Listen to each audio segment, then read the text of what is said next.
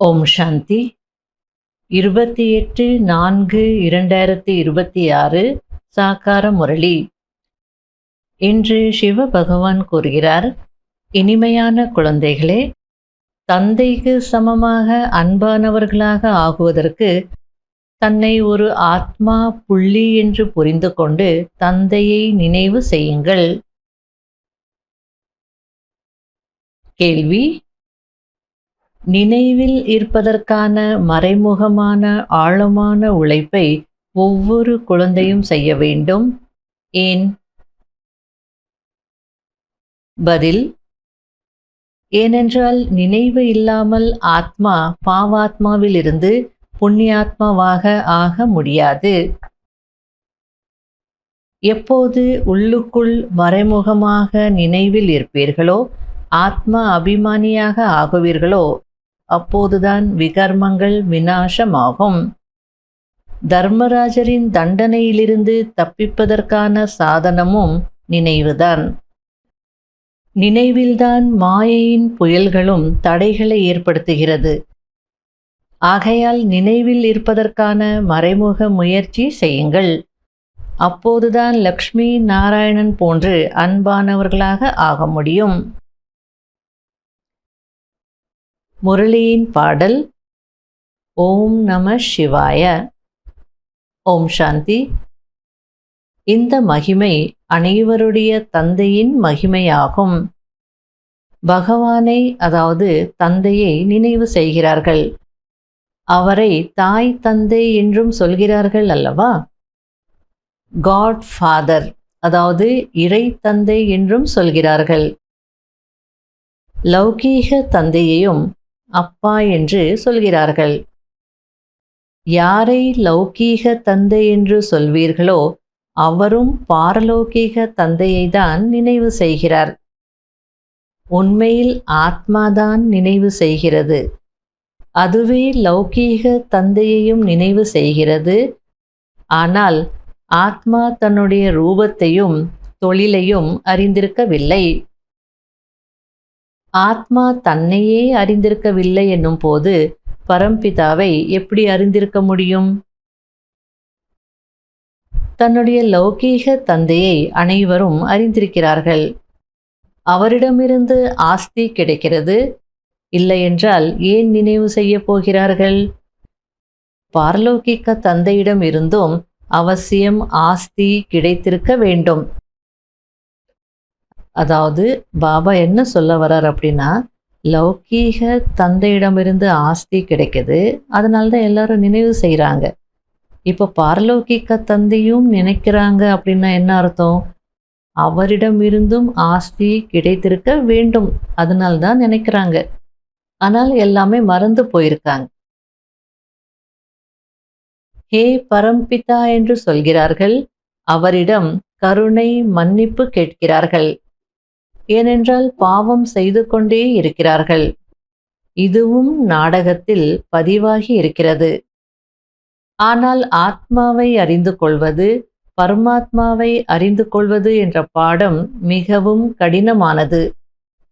இது எளிதிலும் எளிதானதாக, மேலும் கடினத்திலும் கடினமானதாக இருக்கிறது. எவ்வளவு விஞ்ஞானத்தை கற்றுக்கொள்கிறார்கள். அதன் மூலம் சந்திர மண்டலம் வரை செல்கிறார்கள். இருந்தாலும் இந்த ஞானத்திற்கு முன்பு அது ஒன்றும் இல்லை. அதாவது man has landed on moon but unable to control his mind அப்படின்னு சொல்றாங்க. சந்திரலோகம் வரைக்கும் போயிருக்காங்க, மூன் வரைக்கும் போயிருக்காங்க. ஆனால் தன்னுடைய மனதை அவங்களால கண்ட்ரோல் பண்ண முடியல. சயின்ஸ் மூலம் அது வரைக்கும் போயிட்டாங்க. தனக்குள்ளே இருக்கக்கூடிய மனதை பற்றி யாருக்குமே தெரியாது. ஆகையில இந்த ஞானத்திற்கு முன்பு அதெல்லாம் ஒண்ணுமே இல்லை அப்படின்றார். எந்த குழந்தைகள் தங்களை பிரம்மா குமார் குமாரி என்று சொல்லிக் கொள்கிறார்களோ அவர்களும் தன்னை ஆத்மா என்று நிச்சயம் செய்து கொள்ள வேண்டும். ஆனால் நான் ஆத்மா புள்ளியாக இருக்கிறேன், என்னுடைய தந்தையும் புள்ளியாக இருக்கிறார் என்பதை மறந்து விடுகிறீர்கள். ஆத்மாவாகிய நான் வெவ்வேறு சரீரம் எடுத்து நடித்து கொண்டிருக்கிறேன் என்பதை அடிக்கடி மறந்து விடுகிறீர்கள். புரிந்து கொள்ள வேண்டிய முக்கியமான விஷயம் இதுதான். தந்தை புள்ளியாக இருக்கிறார். அவரிடம் முழு ஞானமும் இருக்கிறது. அவரை நினைவு செய்ய வேண்டும் என்ற இந்த விஷயத்தை யாரும் புரிந்து கொள்வதில்லை. எப்போது தன்னை ஆத்மா என்று நிச்சயம் செய்து தந்தையை நினைவு செய்வீர்களோ அப்போதுதான் வெற்றி கிடைக்கும். இல்லையென்றால் வெற்றி மிக குறைவாகத்தான் கிடைக்கும். என்னிடம் ஞானம் மிக நன்றாக இருக்கிறது என்று நினைக்கிறார்கள். உலகத்தின் ஹிஸ்டரி, ஜியோகிராஃபி நன்றாக தெரியும் என்று நினைக்கிறார்கள். ஆனால் யோகத்தின் சார்ட்டை பற்றி சொல்வதே இல்லை. அதாவது எல்லாருக்கும் ஞானம் நல்லா தெரியும். உலகத்தினுடைய ஹிஸ்டரி, ஜியோகிராஃபி எல்லாம் நல்லா சொல்லுவாங்க, புரிய வைப்பாங்க. ஆனா என்னுடைய யோகா சார்ட்டும் நல்லா இருக்கு பாருங்க பாபான்னு யாரும் சொல்றதில்ல. கொஞ்சம் பேருக்கு தான் அந்த மாதிரி என்னுடைய யோகா சார்ட்டும் நல்லா இருக்கு பாபா பாருங்க அப்படின்னு சொல்றவங்க கொஞ்சம் பேர் தான் இருக்கிறாங்க. கஷ்டம், எல்லாராலையும் இது முடியாது அப்படின்றார். அதாவது மிக குறைவானவர்கள்தான் தன்னை ஆத்மா என்று புரிந்து கொண்டு தந்தையை நினைவு செய்கிறார்கள். நிறைய பேருக்கு இந்த பயிற்சியே இல்லை. குழந்தைகள் ஞான சக்கரத்தை மட்டுமே புத்தியில் சுற்றி கொண்டிருக்கிறார்கள் என்பதை பாபா புரிந்திருக்கிறார். மற்றபடி நான் ஆத்மா, பாபாவை நினைவு செய்ய வேண்டும். இதன் மூலம் இரும்பு யுகத்திலிருந்து விடுபட்டு தங்க யுகத்திற்கு செல்வேன் என்ற இந்த பயிற்சி நிறைய பேருக்கு குறைவாக இருக்கிறது. இது வெறும் ஹிஸ்டரி, ஜியோகிராஃபியை மட்டும் அறிந்து கொள்ளக்கூடிய விஷயம் அல்ல. எப்படி தூய்மையாக ஆகுவீர்கள்? ஹிஸ்டரி, ஜியோகிராஃபி மட்டுமே தெரிஞ்சிருந்தா தூய்மை ஆயிடுவீங்களா? ஞானம் வேணும், அதுக்கப்புறம் யோகாவும் பண்ணணும் தானே அப்படின்றார். தண்டனை அடையாமல் இருப்பதற்கான உபாயம் நினைவில் இருப்பதாகும். யோகா சரியாக இல்லை என்றால் தர்மராஜரிடம் தண்டனை அடைவீர்கள். இது மிக பெரிய சப்ஜெக்ட். இந்த சப்ஜெக்டை வேறு யாரும் எடுக்க முடியாது. உலகாய படிப்புல கூட அந்த மாதிரிலாம் இருக்கும் இல்லை, சில சப்ஜெக்ட்ஸ் கஷ்டமா இருக்கும். அது ஒரு சிலரால மட்டுமே எடுக்க முடியும், எல்லாரும் எடுக்க மாட்டாங்க. அதுபோல பிந்துவாகி பிந்து ரூபத்தில் இருக்கக்கூடிய தந்தையை நினைத்து தர்மராஜருடைய தண்டனையிலிருந்து விடுபடணும். இந்த சப்ஜெக்ட் பாபா தவிர வேற யாரும் எடுக்க முடியாது. ஞானத்தில் எனக்கே எல்லாம் தெரியும் என்று நினைத்து கொண்டு அமர்ந்திருக்கிறார்கள். அதில் எந்த சந்தேகமும் இல்லை. ஆனால் மூல விஷயம் நினைவுதான். நிறைய பேர் யோகாவில் பக்குவமில்லாமல் இருக்கிறார்கள். ஆகையால் தான் எச்சரிக்கையாக இருங்கள், பண்டிதராக மட்டுமே இருந்து விடாதீர்கள் என்று தந்தை கூறுகிறார். நினைவு செய்ய அமரும் போது நிறைய புயல்கள் தடைகளை ஏற்படுத்துகிறது. அரை மணி நேரம் கூட யாராவது ஒரு சீரான நிலையில் அமர்வது என்பதும் மிகவும் கடினம். அடிக்கடி மறந்து விடுகிறார்கள். இதில் உண்மையிலும் உண்மையான மறைமுகமான உழைப்பு இருக்கிறது. உள்ளுக்குள்ள அவ்வளோ உழைக்கணும். தந்தையின் நினைவின் மூலம்தான் நீங்கள் தூய்மையாக ஆகுவீர்கள். நோயற்ற உடல், நீண்டாயுள் கிடைக்கும். மற்றபடி உலகத்தின் சரித்திரம், பூகோளத்தை பற்றி புரிய வைப்பதினால் மட்டுமே மாலையின் மணியாக ஆக முடியாது. நினைவின் மூலம்தான் மணியாக ஆகுவீர்கள். ஆத்மா மற்றும் பரமாத்மாவின் வித்தியாசத்தை முழு உலகமும் மறந்து போயிருக்கிறது. பரமாத்மா 1000 சூரியனை விடவும் பிரகாசமாக இருக்கிறார் என்று சிலர் சொல்கிறார்கள். ஆனால் அவ்வாறு எப்படி இருக்க முடியும்? ஆத்மாவே பரமாத்மா என்று சொல்கிறார்கள் என்றால் இரண்டும் ஒன்றாகி விடுகிறதல்லவா? இதை நீங்கள் சுயம் புரிந்து கொண்டீர்கள் என்றால் மற்றவர்களுக்கும் புரிய வைப்பீர்கள். உலகத்தில் ஆத்மா மற்றும் பரமாத்மாவை பற்றி யாரும் அறியவில்லை. பிராமணர்களாகிய நீங்கள் இப்பொழுது அறிந்திருக்கிறீர்கள். தார்மான ஞானம் இல்லை, உங்களுக்கு பாபா புரிய வச்சிருக்கிறார். ஆகையில நீங்க அனுபவம் செய்து தாரணை செய்து மற்றவங்களுக்கும் சொல்லுங்க அப்படின்றார். படிப்பின் மூலம் பதவி கிடைக்கிறது, விளையாட்டின் மூலம் பதவி கிடைக்காது. விளையாட்டிற்கான துறை தனியாக இருக்கும், அதற்கும் ஞான யோகத்திற்கும் எந்த கனெக்ஷனும் இல்லை. போக் வைப்பதும் கூட ஒரு விளையாட்டு. முக்கியமான விஷயம் நினைவுதான். அதாவது காட்சிகள் பார்க்கணும், டிரான்ஸ்ல போகணும், இதெல்லாம் ஒரு விளையாட்டு. இப்போ உலகத்திலையும் யூனிவர்சிட்டியிலலாம் படிக்கிறாங்க, அங்கேயும் விளையாட்டுத்துறை இருக்கு. அந்த விளையாட்டுத்துறைக்கும் படிப்புக்கும் கனெக்ஷன் இல்லை. அது extra curricular activities, games, sports. அதுபோல காட்சிகள் பார்ப்பது, போக் வைப்பது, இதெல்லாம் கூட விளையாட்டு. முக்கியமான விஷயம் யோகா தான் அப்படின்றார். நல்லது.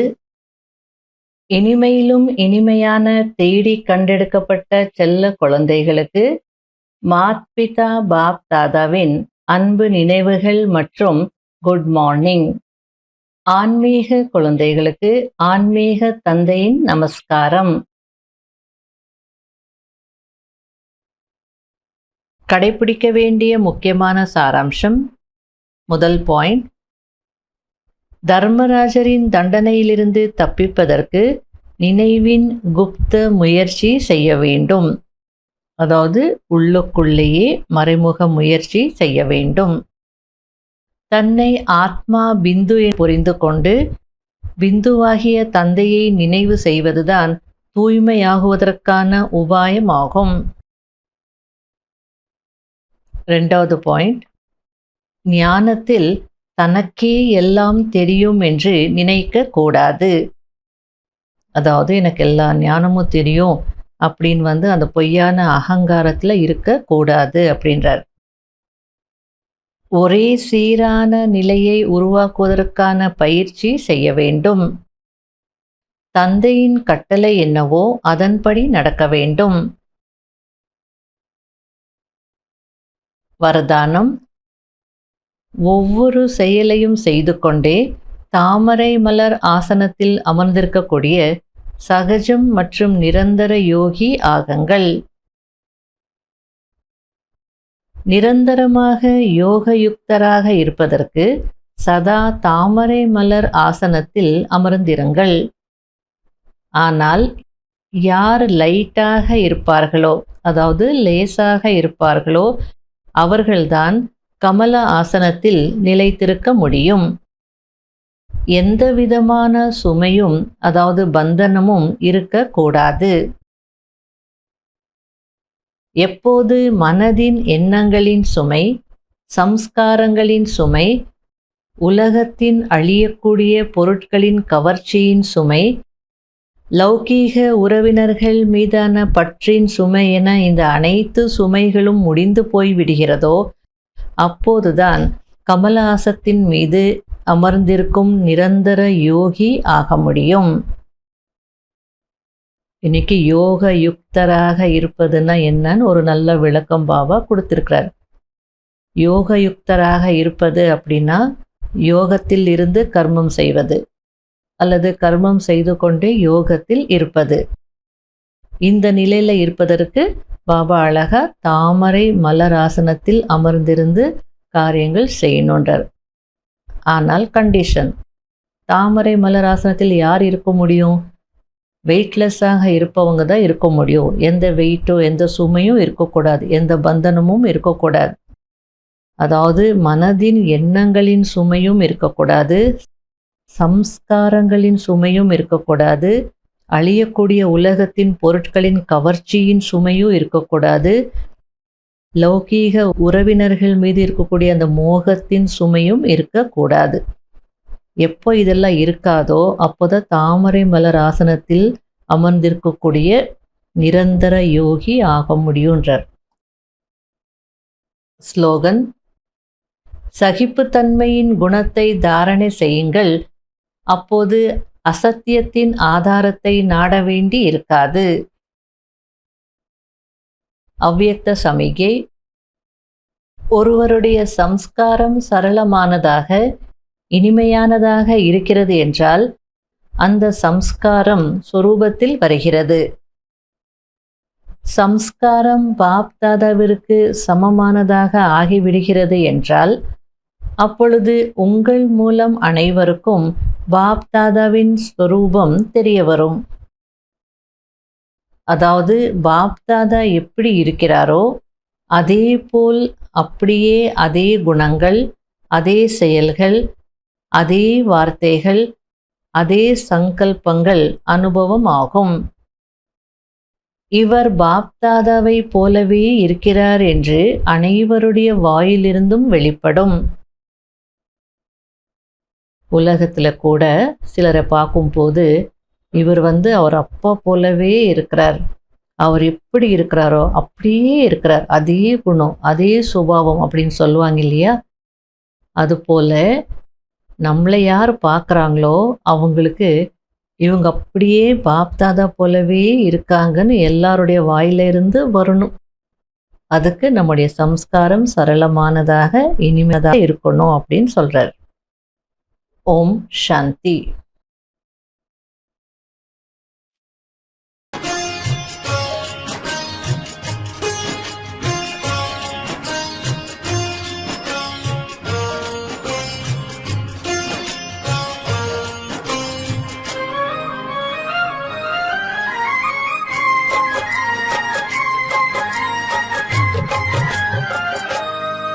இன்னாருயிர் நண்பன் நீ,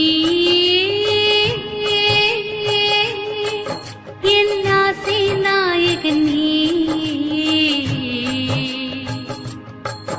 என் உயிர் பாபா உன் மனதில் பலியாகிறே, என் உயிர் பாபா உன் அன்பில் பலியாகிறே, என்னாருயிர் நண்பன் நீ.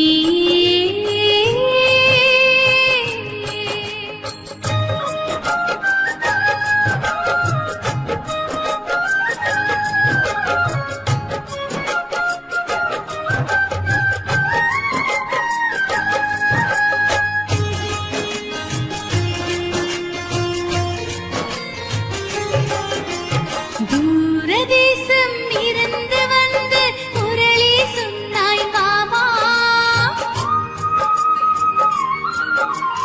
தூங்கி இருந்த உயிர்களுக்கெல்லாம் நிம்மதி தந்தாய் பாபா. தூரதேசம் இருந்து வந்து முரளி சொன்னாய் பாபா, தூங்கி இருந்த உயிர்களுக்கெல்லாம் நிம்மதி தந்தாய் பாபா. பாபா என்னும் பெயரில் மந்திரத்தான் இருக்கிறது, மாயா என்னும் பேரே மதுவே அழிகிறது. அதர்ம உலகம் மாறட்டுமே, புது ஸ்வர்க்க உலகம் தொடங்கட்டுமே. என் உயிர் பாபா உன் மனதில் பலியாகிறே, என் உயிர் பாபா உன் அன்பில் பலியாகிறே, என்னாருயிர் நண்பன் நீ.